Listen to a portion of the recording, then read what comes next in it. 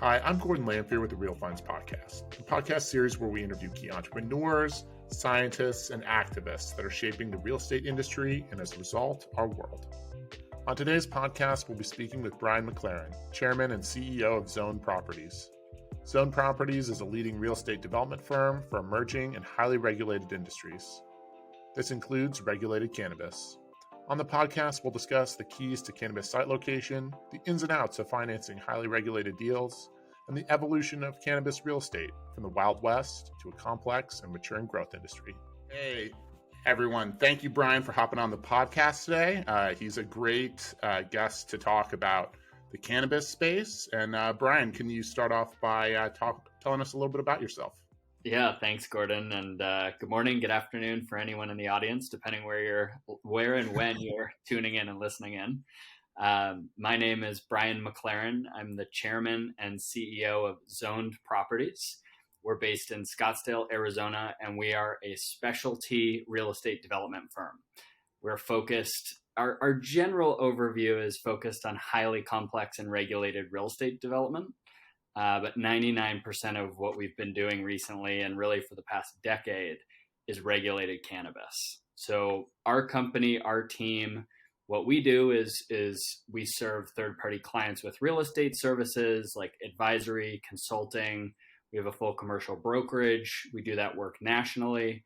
And we also have an investment acquisition and development arm where we put capital into these projects. We step in as landlord or developer and place regulated, licensed cannabis tenants in these sites. So it's been a wild ride for the past decade, and it is a fast-paced, highly complex industry that's never boring. That's for sure. So how do you get into the industry? Because there are a lot of stories of how folks get into the cannabis space. How does someone get in it from the commercial retail perspective?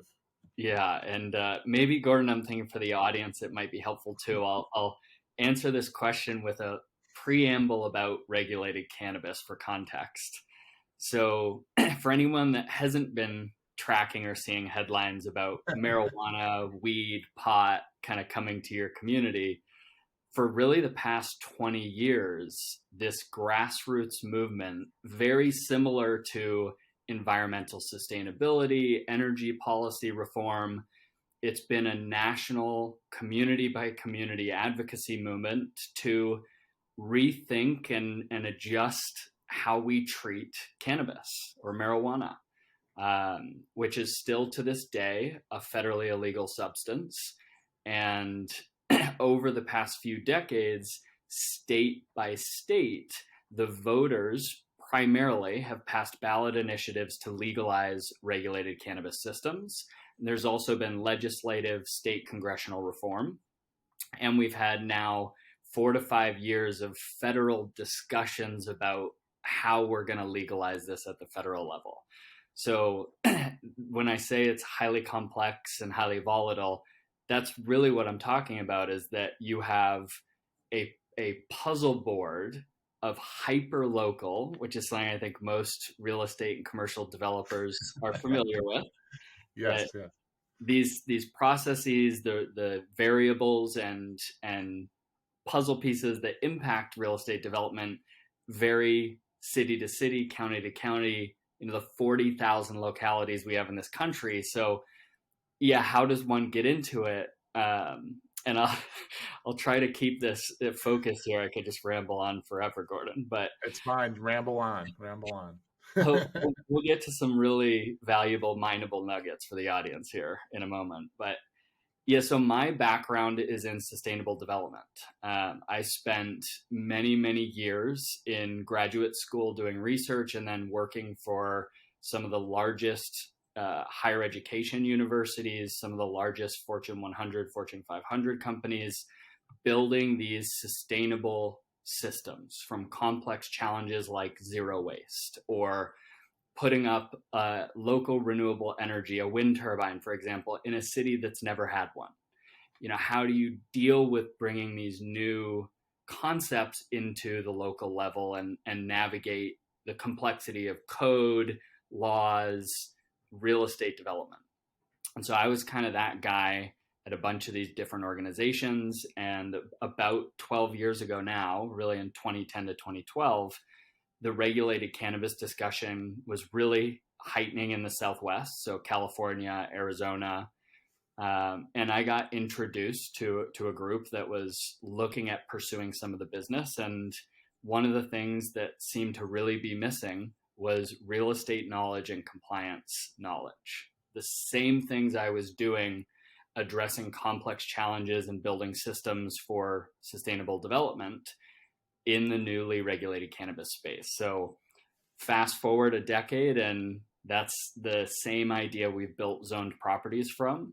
And our goal is really to bring real estate solutions to cannabis operators, the businesses that are licensed to do this legalized and regulated work, and to real estate owners. So marrying those two, especially, again, 40,000 localities, the cannabis regulations, the real estate laws are different in almost every single one, and making sure that there's a good match for a cannabis operator and a piece of property, whether they become an owner operator or a third party long-term investment grade lease, sale leasebacks, all this stuff we can talk about, but that's what we're focused on. So cannabis is a diverse space, right? And so I think there's a lot of confusion. People either think cannabis is just that retail location, or it's, just grow houses, right? What are we operating on in terms of the cannabis space? Is it how diverse is the asset class? Yeah, it's pretty diverse, and to understand why that's the case, and I'll unpack what I mean by diverse in the asset class for cannabis in a moment, but it's really connected to, again, how this legalized state by state in different ways at different times. So one of the most important things to understand when it comes to commercial real estate and cannabis is the licenses that allow these tenants or owner operators to operate a legal facility. Some states have created programs where you have vertical licensing all the way through the supply chain, and a licensed owner can have the grow rights at the cultivation, the processing rights, a kitchen and edible manufacturing, a infused beverage manufacturing, distribution, so delivery, warehousing, dropship, logistic, and then also the retail dispensary doors that are consumer facing. Other states, those licensed tiers are broken apart, and each state has different regulations on size or quantity. So it's very similar to the history of alcohol prohibition and liquor distributor licenses or casino licenses, the famous riverboat casinos in the Midwest. This same thing is occurring in cannabis as prohibition is lifting. So the asset classes are directly impacted by that licensing. And some states have extremely limited licensing, so only a handful of licenses statewide. And some states are unlimited, thousands and thousands of licenses. The reason that is important for the real estate and the asset classes is until we have federal reform, there is no interstate transport. So each state market is its own case study, its own vacuum. And so those asset classes, everything from large land development, agricultural, greenhouse, industrial, right in, suburban population centers, and then commercial retail. Those are the primary asset classes. And again, you're dealing with typically either owner-operated sites. That's a risk mitigation mechanism for the cannabis operator, so they don't have a landlord that holds them hostage on a lease renewal or isn't comfortable. We'll talk about in a moment the specific risks that come with owning a property that's leased to a cannabis operator.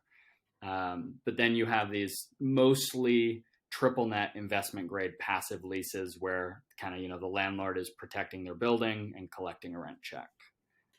Yeah. I mean, I've worked with some of our investors. We've had potential cannabis users come in, and there's definitely a lot of complexity there and challenge in most spaces, or most landlords that are already pretty profitable often are hesitant. Can you talk a little bit about, I think one of the things that's always interested me is there a large contingent of folks that lease? Because it seems that most people it's owner user, or an owner sale to lease back, or that kind of situation?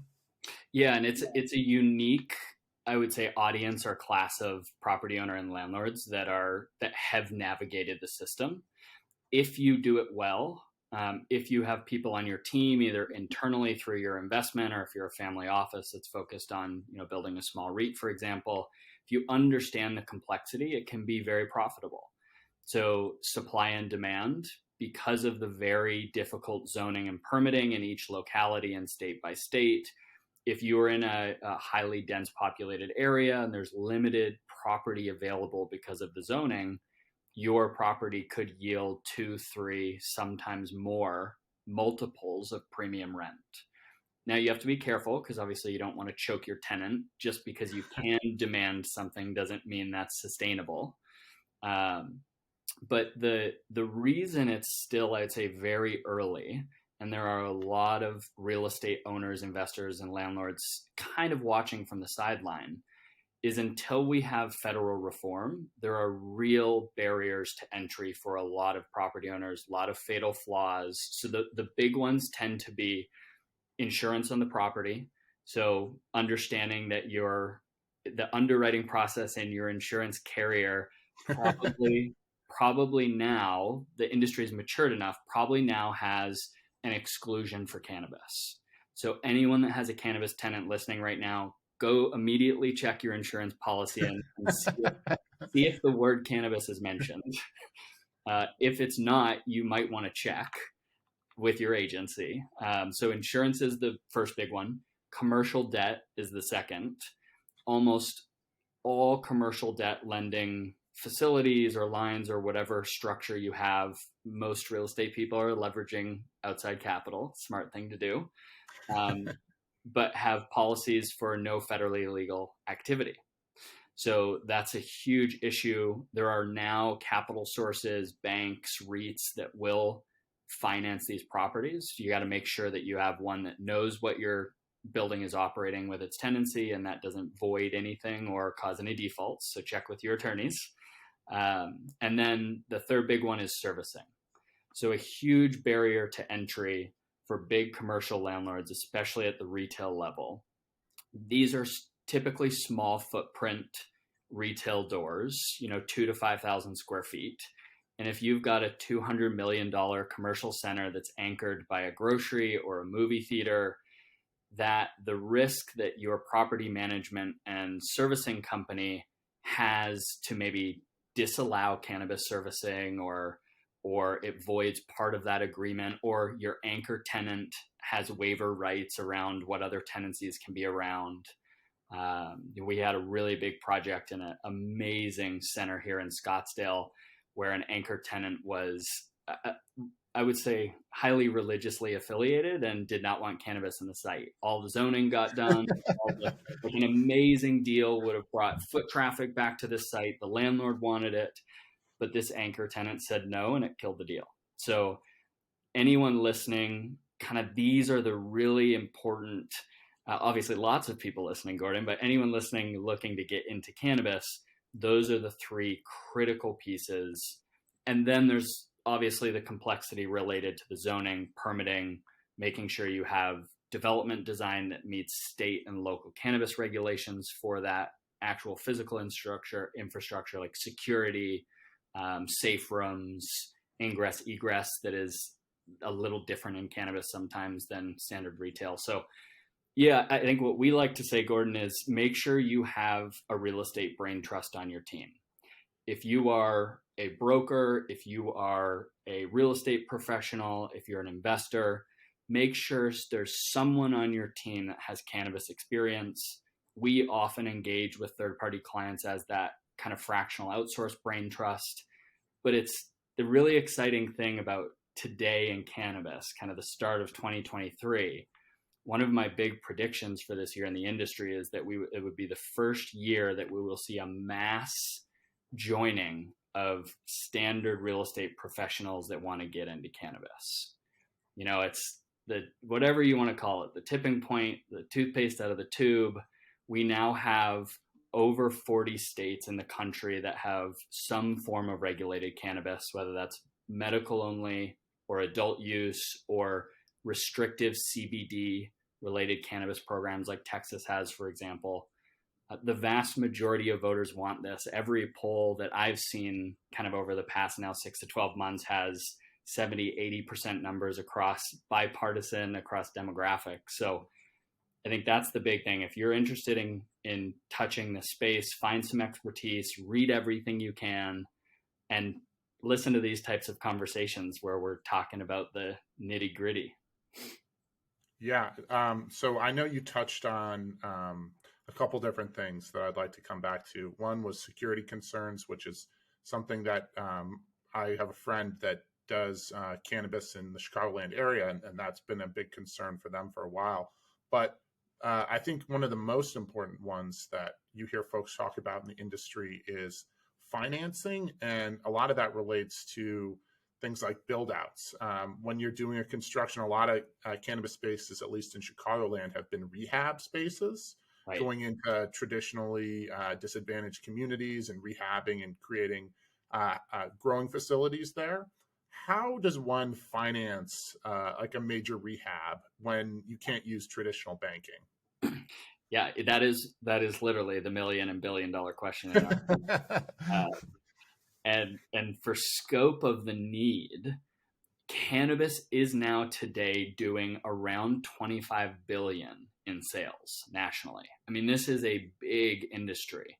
Best estimates say that the total net economic impact gross for the country could be as high as 150 billion, maybe even 200 billion in the decades to come. I mean, we have decent data from the history of crime reports of how much, impounding of product, arrests have been related to narcotics, unfortunately, marijuana still being a federally illegal substance. So we know this is a hugely growing and high consumer demand industry. With those types of industries come major real estate financing needs. Exactly what you're asking, Gordon. Our best estimates is that over the next decade, there will be a need for around 80 to 90 billion, with a B, worth of commercial real estate infrastructure investment and development. Again, these are huge grow sites, $50, $100 million greenhouse agricultural projects. We saw those happen in Canada. And you got to be careful with those because a lot of companies want high technology, automation. That's a very customized tenant improvement that could be difficult to gain highest and best use value if your cannabis tenant has challenges. But also just retail consumer-facing dispensary doors, commercial sites. There are currently around 9,000 active retail cannabis licenses in this country.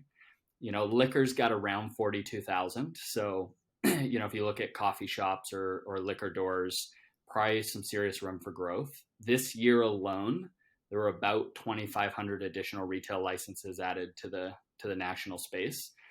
So we're probably looking at, 6 to 8 billion for retail commercial development. So that's the scale. How do we get that money? That's what everyone's asking. Until there's federal reform, your best options are local credit unions, local banks, private lenders. We secured a long-term 10-year debt structure recently with a bank. And we kind of got in right at the squeak. We locked in around 7.5% interest rate for cannabis projects on a 10-year term. Obviously, with interest rates today rising, those get really challenging. Variable rate, prime plus 2, prime plus 4, which is what you tend to see in cannabis real estate financing on the debt side. That's a lot more expensive today, especially on a 5-year loan. And bridge and mezz funding, especially when there's cannabis use involved, tends to be, 3-year term or shorter can be 12 to 15% once you add upfront points. So a lot of times private investors is your best bet. You contact with the family office, you show your experience in real estate development investing, you have a good operator in tow. We're really focused on working directly with clients we've served and know well on the investment side. So we know the group, we know their sophistication. We're not going into a project blind. That's really important in commercial real estate investing and development in the cannabis space. But yeah, the only other option that's really funded the majority of the cannabis space have been real estate investment trusts. They've been primarily focused on large-scale industrial and commercial sites, so that house the cultivation, the supply chain side, obviously bigger bang for the buck, rather than focusing on small footprint retail. So, Yeah. and that's our specialty. Our focus is small retail because we love the frequency. We have the expertise to navigate projects efficiently, but there's probably around, our best guess, somewhere around 20, maybe even as high as 30 billion has gone into the commercial cannabis space so far. And probably about 15 of that was through cannabis REITs. But it's, as a cannabis operator, if anyone in the audience is looking to run a business and find those real estate solutions, the metrics are obviously really important. Just because someone is willing to give you a couple million or even 10 million to fund your site, you sign a lease, you got to make sure you can make that rental payment. How big's the delta from non-cannabis use? So if you're an outside investor, maybe you like being an LP and you're looking at some cannabis funds to put some money into, what's that managing partnership? What's that GP looking at? Are they putting that capital into projects that have a 10 times delta if something goes wrong, and all of a sudden, what's the dark value? Those are all critical elements you need to be familiar with if you're going to get involved in the space. But I'll just conclude that whole ramble with saying the opportunity is huge. This is probably a once in a generation, emerging industry. If you can figure out how to navigate that labyrinth, there is a pretty significant reward at the end of the risk critical path. Well, look, I'm a fan of Led Zeppelin, so you can keep rambling on. But in terms of understanding kind of the complexity of the industry in terms of the different asset classes, I'm curious if you could touch on, in particular, kind of three little tidbits on, or just a few tidbits on kind of the three primary asset classes, right? So you have your growing operations, you have your processing, and then you have retail, right? Am I correct on those three? So, Yep. So when you're talking about growing operations, what kind of makes a growing facility typically in the cannabis industry versus, any sort of other industrial or warehouse use? Yeah. So I'm certainly not a cannabis cultivation expert. There are, legacy, I refer to them as legacy experts. So they come from the pre-regulated era. Some individuals, third generation, Northern California is really famous, Humboldt County for having some amazing product.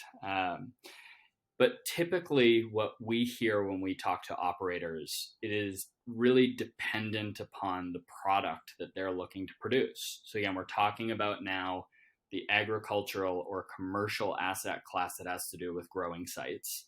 The two lanes of the asset class there are either greenhouse agricultural sites or indoor industrial sites. Highly climate controlled environmental agriculture. You're using lighting, artificial lighting, to manipulate the cannabis plant cycle to produce a harvest yield. And you're trying to obviously use technology in those facilities, which is, we can come back to if we have time, but the prop tech kind of property technology side of cannabis is really fascinating. We're doing a bunch with that too. But it's really very significantly connected to the demand yields from the consumer side in any given state. And so what we saw in Canada was a big roller coaster of when Canada legalized a few years ago. A bunch of the leading cannabis companies built multi-$100 million facilities. So you saw the asset class of commercial cultivation real estate really rise in value. It was a really high demand. But Canada, and I'm Canadian, so I say this with love, but Canada only has about 34 million people. And the demand for the overall product that can be supplied got a little out of whack. So you actually saw a bunch of these large scale 100 million plus cultivation facilities close because the supply was so much in surplus versus the demand and no international transport yet. So that the biggest risk on that side of the agricultural, commercial, and industrial, really making sure that your scalability of those facilities, your investment CapEx, your return on that CapEx investment calculations are done appropriately to what you can yield that produced product into the marketplace, whether that's wholesale or retail. And so this, one of the fascinating things about commercial real estate in cannabis is trying to find good comps, because it's not the same as each of these asset classes in general in traditional industry where, okay, there was 100 industrial facilities sold last year. Let's look at the rates. Let's look at the potential net operating income from the various tenancies. And, you know, here's a standard cap rate for that area and here's what your property is worth. In cannabis, it's very different because that premium for what that highest and best use is, again, much more akin to something like a jewelry store, a casino, a new sport book licensed facilities that are popping up across the country.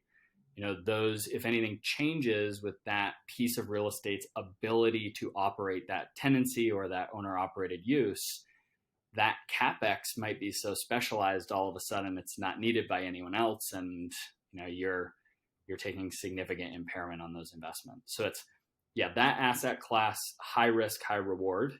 And again, that's why we like the retail side, because there's, even if you do have a, 3 to 4 multiple based on supply and demand of available property, that tenant from a cash flow perspective, isn't being choked, or there isn't huge risk in the ability to replace. But again, very different. Oklahoma has thousands of licenses. Connecticut only has a couple dozen. New York and New Jersey are fascinating state case studies today because they're implementing new programs, especially New York, that is very focused on reforming the war on drugs harm. So social equity programs, reinvesting in those communities, like you mentioned, Gordon. But some of that creates very restrictive and highly regulated investment barriers or ownership investment restrictions, debt versus equity, and how it connects to the real estate goes on and on. Yeah. So in our community, we've seen a lot of that in Chicagoland. We've seen the families that are owning many of the operations are very akin to some of the families that got alcohol and liquor licensing right out, with very politically connected families that many have the name of the governor or former governors in their family name or extended family.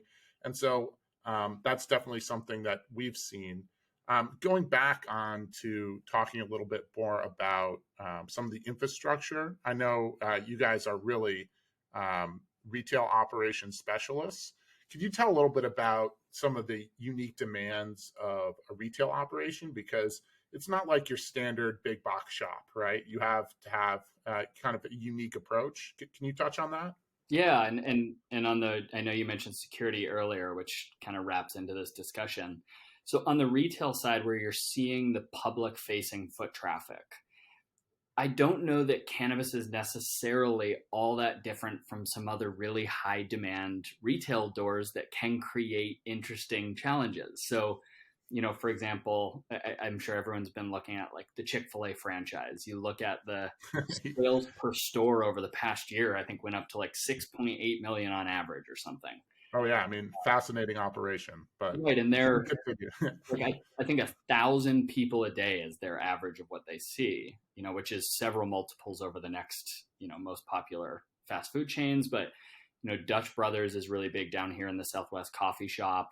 In Canada, it's Tim Hortons. I know Dunkin' in many other regions. But how do you deal with traffic flow, vehicle and foot traffic? Cannabis is no different. It is, because it is a very high demand industry. Most densely populated areas can expect significant foot traffic.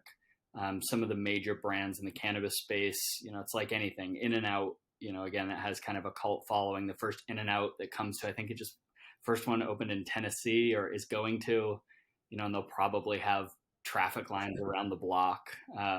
So especially with all those California natives in Tennessee now, right? So, exactly. Yeah. Right. Yeah, totally. Which is another good point, Gordon. I mean, just general per capita demographic consumer data is really influential in cannabis. Because maybe it's not a well-known fact, but for us, we get a little biased. But I think the average majority, like if you had a room of 50 people and asked everyone to close their eyes and raise their hand if they were a cannabis user, you'd see a lot of hands go up. It's still, the paradigm is shifting from 100 years of false propaganda, the devil's lettuce, and you'll go crazy if you smoke a joint. So we have a lot of quiet cannabis consumers, but that influences demand is my point. So when it comes to the infrastructure, it's really important to look at the design of that retail door in that manner. Many of the 40,000 localities and states that have legalized cannabis, because this is so new and for reasons to many of us in the industry that don't make sense, but they restrict or disallow drive-through or delivery. It is you have to walk up, you have to show ID. So again, similar to a liquor store, only recently have we been able to order wine to our houses and those kinds of things. So you have to make sure that your design. Parking is a huge one. So we typically say that the 4 Ps when it comes to retail cannabis: parking, perimeter, power, and permit. People is another big one, workforce, but a lot of locations require a secure perimeter, sometimes even on retail. So that makes things challenging of how to drive in. You can expect, because there's no drive-through delivery, imagine what In-N-Out's parkings would need, or Chick-fil-A's if they had a drive-through. I mean, you would need a movie theater. You need a Walmart parking lot.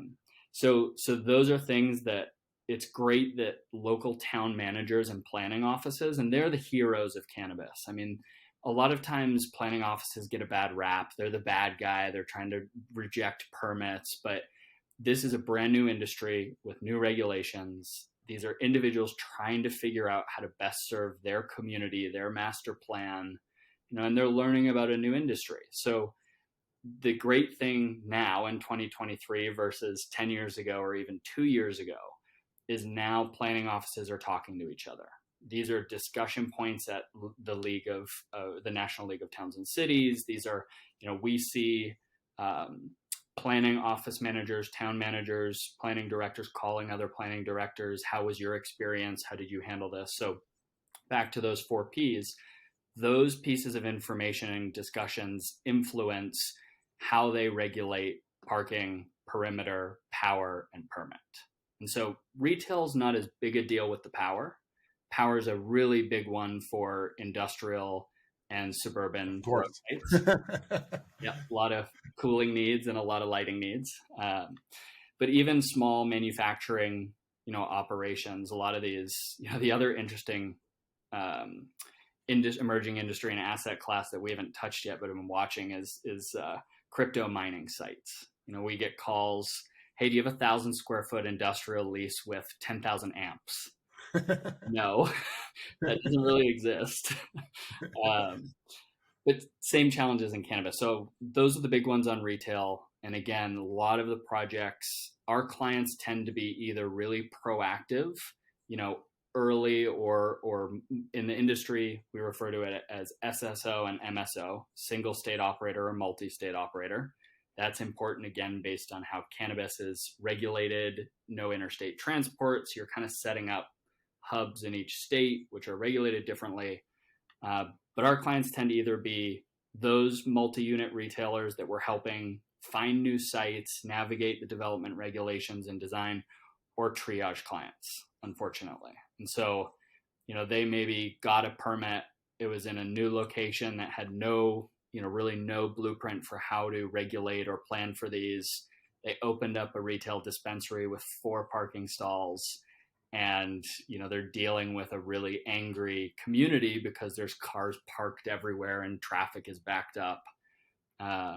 So I think it all comes back to the point that this is a this emerging industry. It's a case study that has serious demand and popularity. And how do you embrace that as a local community, hyper local development? And that will impact you as the real estate. Ultimately, if you're a long-term triple net investment grade landlord, you want your tenant to be thriving wildly so they can keep paying that premium rent payment. Because if they fail, you're going to be the one dealing with whether the licensing is attached to your property or whether the permit needs to be renewed and all of that fun stuff. Can you talk a little bit more about site selection? Because I've seen it in our area, and we've definitely seen some sites that were great for folks. And then also there's some sites, and I won't list the village, but I was recently in a discussion with a village manager nearby us, and it's been a mess. For our area, Illinois, everyone knows our state has some financial issues. And so a lot of localities are very willing to put in retail because, you get that nice tax. Right. But what are the major factors that are driving site selection for an investor? I know you mentioned those P's, but is there like a particular demographic or something that really highlights it for someone who's thinking about using their license and moving in somewhere? Yeah. Great focus point here, Gordon. And I'm not sure how much time we have left, but if we're tight, this is a great thing to wrap on. But if we have more time, let's keep going. You can keep rambling on. It's fine. It's good. Yeah. I say that entirely jokingly. It's been very informative thus far. Yeah. So yeah, it's been a great conversation, Gordon. So yes, site selection is probably the most active thing we do as a company, especially nationally. It's the most high in demand service need, and it's really our bread and butter. So our company, again, I mentioned this in the beginning, but we really have 4 divisions of what we do. I mentioned the advisory consulting, we have a full commercial brokerage, and we have an investment arm, but we also have a 4th division for property technology. And this is critical when it comes into site selection. It's probably the single most challenging part of getting a cannabis property or facility up and running is all these factors that come into not just generally for business, on retail, where's good vehicle traffic, where's good signage exposure, where's good frontage, what kind of capabilities do I have to paint my building or really bring those consumers into the store. On the other asset classes, manufacturing, processing, and industrial, agricultural for the grow sites, where is power availability? Where is their employment workforce? If you need 100 people to come into a $20 million grow house, better make sure that demographic of worker is available in that community. And as you mentioned, the great news is that we now have enough data. 10 years ago, it was like, okay, you're promising tax dollars. We'll believe when we see it. Well, now we've seen it. Illinois is amazing because I think like 4 years ago, the cannabis tax eclipsed and passed liquor tax revenue for the state. And we've done a bunch of work in Illinois, Ohio, and the Midwest for site selection. The critical piece is that zoning. So in the cannabis industry for real estate, we call them green zones. These are the parcels of property that meet zoning restrictions and regulations. And I'm generalizing here. It's a little bit more nuanced, but essentially you have to be in the right zoning. So whether that's C2, commercial business, obviously varies locality to locality, and you have to meet various restrictions. The most difficult one is protected use setbacks. So almost all communities that enact cannabis real estate codes and regulations require, and they're different everywhere, but they require you be 1,000 feet from a school or a daycare, 500 feet from a residential district or a park. So you're immediately off the bat dealing with this highly nebulous, challenge. It's not just, okay, show me where the purple shaded parcels are. It's okay, I got to draw all these setback circles, and forever we were doing that by hand. We were literally Google Earth working with the municipalities. There was no blueprint, there was no system. But the industry and what we provide directly has come a long way. So we've invested directly in a proprietary prop tech platform that uses AI and machine learning technology to crawl each of those localities and create these interactive maps. We haven't launched this platform yet. It's called Rezone. So we've been in beta testing for the past year, and we expect it to launch pretty imminently, likely within the next month or two. Sounds very cool. And and so you either need, and it's not a perfect tool. We refer to it as an efficiency tool. It gets all these GIS layers and data points in the same place.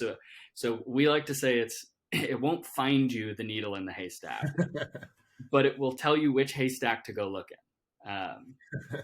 Hey, that's very helpful. So yeah, and so that's really step one in the site selection, is just what works. And the challenge most of our clients come across before they call us or someone like us or an informed broker or a land use attorney is they start with traditional metrics. They say, okay, let me go look at demographic of foot traffic and, per capita income levels. And I'm going to find all the publicly listed commercial sites that are available, and then I'll check the ones I like, which is very inefficient. It's a lot of people, they start there because it's what you do in general. That's how it's your average retail broker's methodology, right? Yeah. And the challenge is most of our clients that have had this experience, they fall in love with a couple sites. We all know this, whether it's buying a house or finding a, we're in love with our baby, this brand and company we built from the ground up, and we want it to have an amazing home. But you end up falling in love with sites and even negotiating leases, ready to sign on the dot, and only to find that the zoning doesn't work and you're not going to be able to get a permit to operate the site. So yeah, in site selection, starting with the regulatory side, which is the most difficult, it's taken us 10 years to get to the point where we can do it efficiently. And most our clients that come to us say, hey, we have 4 retail dispensary doors in our first state. We're a single state operator. We're seeing we've figured the business out. We're doing amazing. We're cash flowing. We're very profitable. We want to 5x our business across 3 new states. Go find us 10 new sites in these 3 states. So Chicagoland, Illinois, for example, has a new round coming out of licensing. I think it's 55 new social equity licenses that will be available. And various, again, state to state, very important you check on the regulations. Some of these new licenses require you to identify, secure, and confirm real estate to be able to apply. Some allow you to apply first conditionally, and then you have to add the real estate location after you're awarded the license, usually a certain period of time where you have to meet that requirement. New Jersey, for example, has a conditional set of retail licenses where you don't have to find the real estate until after you're awarded the license.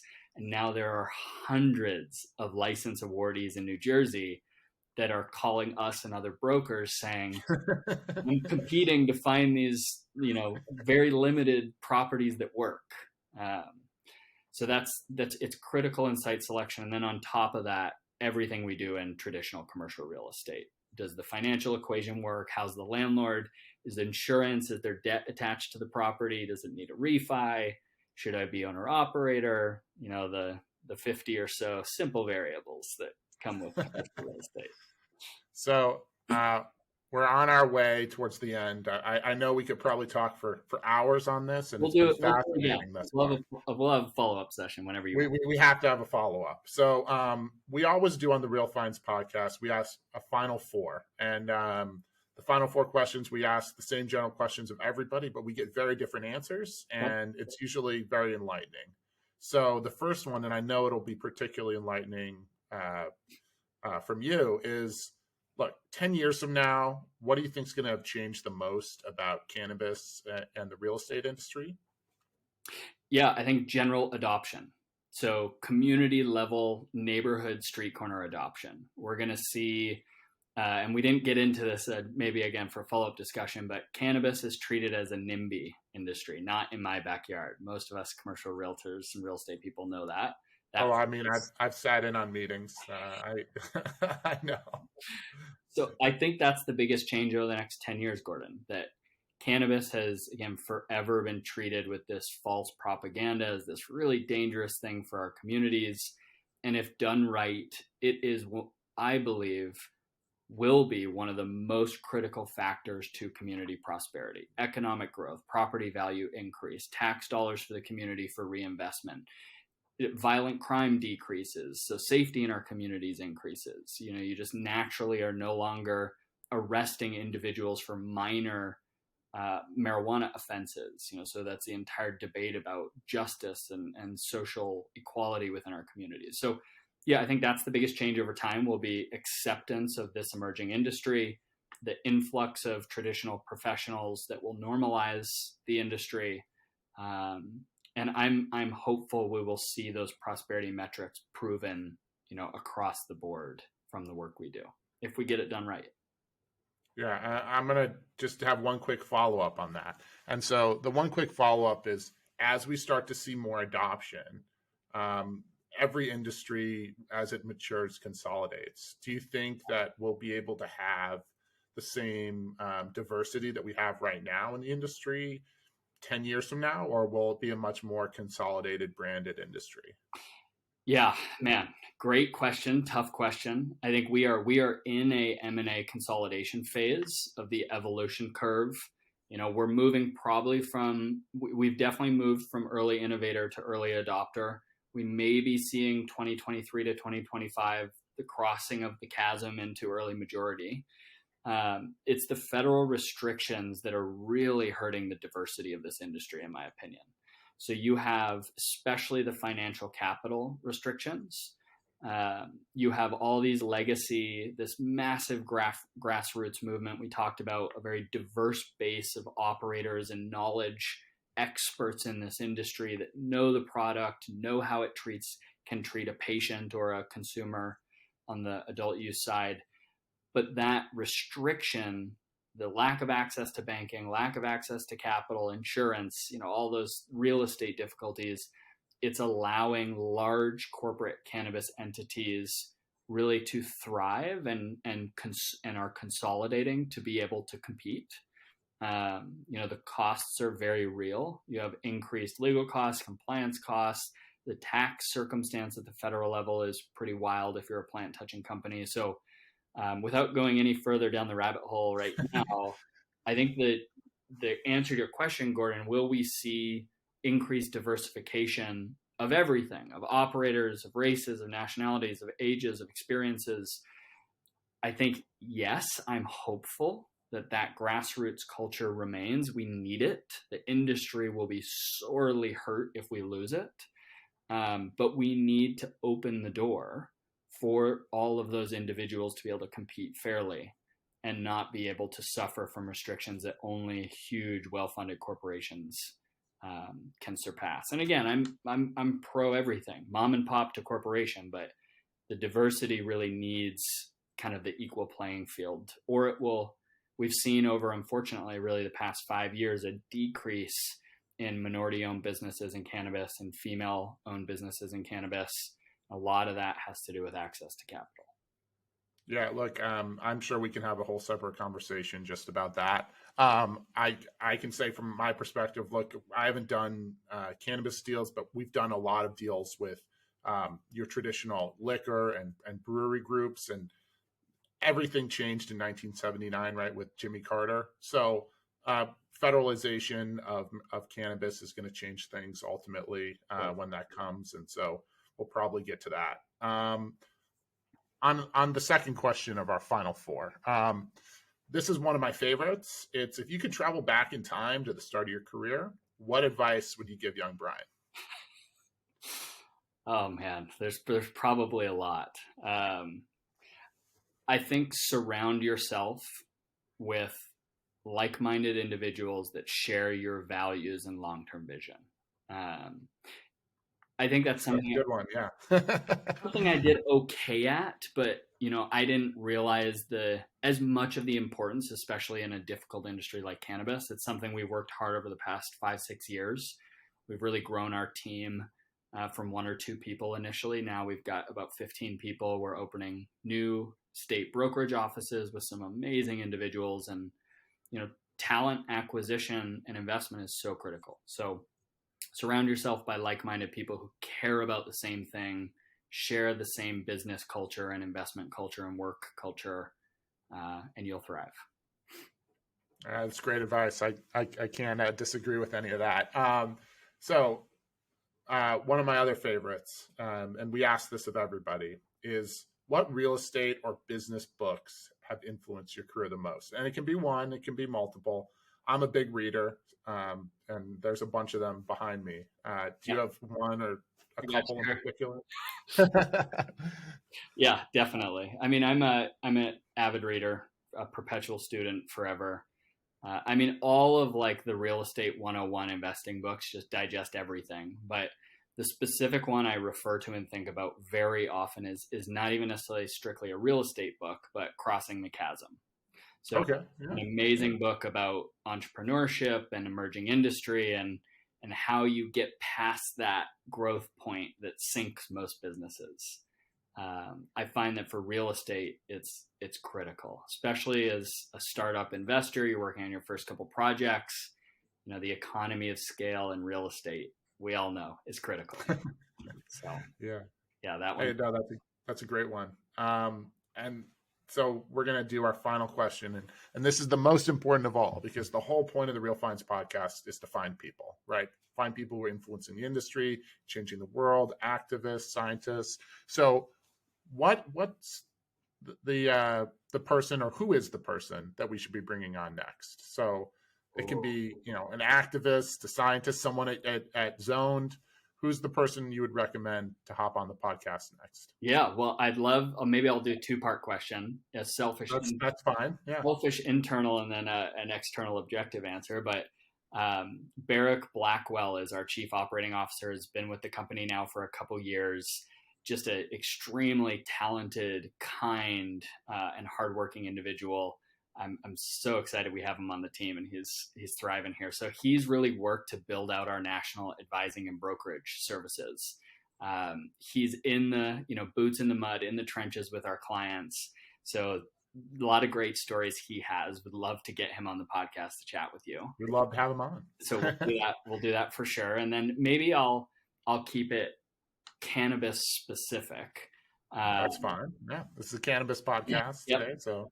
But a big name individual that I just always love hearing from and respect a lot, Steve D'Angelo. He's one of the grandfathers of cannabis, was Harborside, his original dispensary in California, Northern California, really paved the way for the industry to regulate. And, there's so many individuals, but he's one, not sure I know he's crazy busy, but if we could get him on the podcast, it'd be a really great conversation.